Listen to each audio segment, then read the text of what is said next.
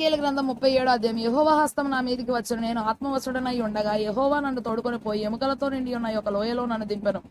ఆయన వాడి మధ్య నన్ను ఇటు అటు నడిపించుచుండగా ఎముకలు అనేకములు ఆ లోయలో కనబడెను. అవి కేవలం ఎండిపోయినవి. ఆయన నరపుత్రుడా, ఎండిపోయిన ఈ ఎముకలు బ్రతకగలవా అని నన్ను అడగగా, ప్రభువా యెహోవా, అది నీకే తెలియనని నేను అంటిని. అందుకు ఆయన ప్రవచనం ఎత్తి, ఎండిపోయిన ఈ ఎముకలతో ఇట్లనము, ఎండిపోయిన ఎముకలారా, యెహోవా మాట ఆలకించుడి. ఈ ఎముకలకు ప్రభువైన యెహోవా సెలవిచ్చినదేమనగా, మీరు బ్రతుకున్నట్లు నేను మీలోనికి జీవాత్మను రప్పించుచున్నాను. చర్మము కప్పి మీకు నరములనిచ్చి మీ మీద మాంసం పొదిగి చర్మం మీ మీద కప్పెదను. మీలో జీవాత్మనుంచగా మీరు బ్రతుకుదురు. అప్పుడు నేను యెహోవానై ఉన్నానని మీరు తెలుసుకుందరు. ఆయన నాకు ఇచ్చిన ఆజ్ఞ ప్రకారం నేను ప్రవచించుచుండగా గడగడమన ధ్వని ఒకటి పుట్టెను. అప్పుడు ఎముకలు ఒకదానితో ఒకటి కలుసుకొనెను. నేను చూచుచుండగా నరములను మాంసమును వాడి మీదికి వచ్చెను. వాడి పైన చర్మము కప్పెను. అయితే వాడిలో జీవాత్మ ఎంత మాత్రమును లేకపోయాను. అప్పుడు ఆయన, నరపుత్రుడా, జీవాత్మ వచ్చినట్లు ప్రవచించి ఇట్లనము, ప్రభువు యెహోవా సెలవిచ్చినదేమనగా, జీవాత్మ నలుదిక్కుల నుండి వచ్చి హతులైన వీరు బ్రతుకున్నట్లు వారి మీద ఊపిరి విడువుము. ఆయన నాకు ఆజ్ఞాపించినట్లు నేను ప్రవచింపగా జీవాత్మ వారిలోనికి వచ్చెను. వారు సజీవులై లేచి లెక్కింప శక్యము కాని మహాసైన్యమై నిలిచిరు. అప్పుడు ఆయన నాతో ఇట్లా, నరపుత్రుడా, ఈ ఎముకలు ఇశ్రాయేలీలను అందరినీ సూచించుచున్నవి. వారు మన ఎముకలు ఎండిపోయెను, మన ఆశ విఫలమాయెను, మనము నాశనమైపోతిమి అని అనుకొనుచున్నారు.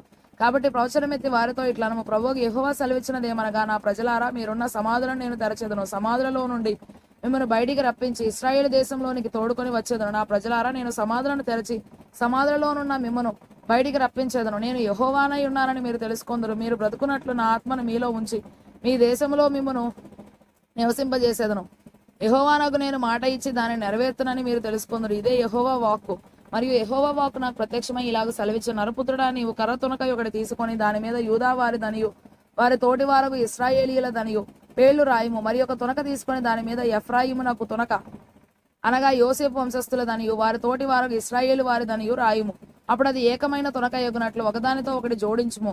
అవి నీ చేతిలో ఒకటే తునక యగును. ఇందులకు తాత్పర్యం మాకు తెలియజెప్పవా అని నీ జనులు నిన్ను అడగగా, ఆ రెండు తునకలను వారి సమక్షమున నీవు చేతపట్టుకొని వారితో ఇట్లనము, ప్రభువైన యెహోవా సెలవిచ్చినదేమనగా, ఎఫ్రాయిము చేతిలోనున్న తునక అనగా ఏ తునక మీద ఇశ్రాయేలు వారందరి పేలును వారి తోటి వారి పేలును నేను ఉంచితును, యోసేపు అను ఆ తునకను యూదావారి తునకను నేను పట్టుకొని ఒకటిగా జోడించి నా చేతిలో ఏకమైన తునకగా చేసేదను. ఇట్లుండగా వారికి ఇలాగూ చెప్పము, ప్రభువైన యెహోవా సెలవిచ్చినదేమనగా, ఏ అన్యజనులలో ఇశ్రాయేలీయులు చెదిరిపోయిరో ఆయా అన్యజనులలో నుండి వారిని రక్షించి వారు ఎచ్చట ఉన్నారో అచ్చటి నుండి వారిని సమకూర్చి వారి స్వదేశంలోనికి తోడుకొని వచ్చి వారిక మీదట ఎన్నటికి రెండు జనములుగాను రెండు రాజ్యములుగాను ఉండకుండానట్లు ఆ దేశంలో ఇశ్రాయేలీల పర్వతముల మీద వారిని ఏకజనముగా చేసి వారికి అందరికీ ఒక రాజునే నియమించెదను. తమ విగ్రహముల వలన గాని తాము చేసి ఉన్న హే క్రియల వలన గాని ఏ అతిక్రమ క్రియల వలన గాని వారిక మీదట తమ్మును అపవిత్రపరచుకొనరు. తాము నివసించిన చోట్లన్నిటిలో వారు మానక పాపములు ఇక చేయకుండా వారిని రక్షించి వారిని పవిత్రపరచెదను.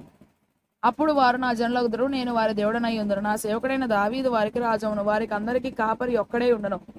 వారు నా విధులను అనుసరింతురు, నా కట్టడలను గైకొని ఆచరింతురు. నీ పితరులు నివసించినట్లు నా సేవకుడైన యాకోబునకు నేను ఇచ్చిన దేశంలో వారు నివసింతురు. వారి పిల్లలను వారి పిల్లల పిల్లలను అక్కడ నిత్యము నివసింతురు.